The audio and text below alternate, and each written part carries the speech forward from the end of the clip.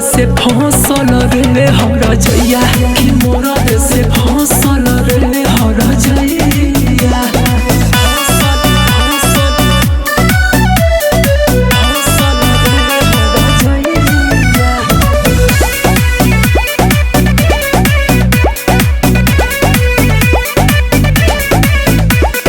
दिलावा के बतिया के कार से कोही रोहते बितेला सारी रतिया है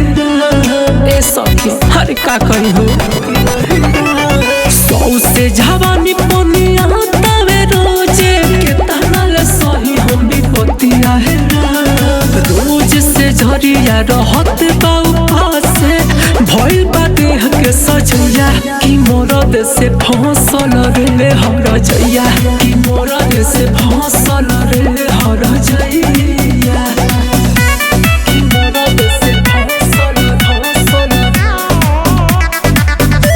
कि मोरद से फसल रे हर जइया।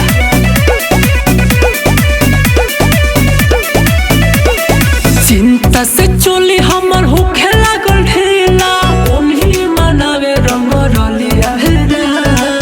रोज ओकरे फेरा में रहता भइल बेसहवती हा हमर देहाती ओके बनवले बा कनिया है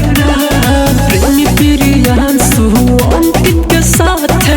कबो न कइले चढ़ैया कि मोरद से फसल रे हर जइया कि मोरद से फसल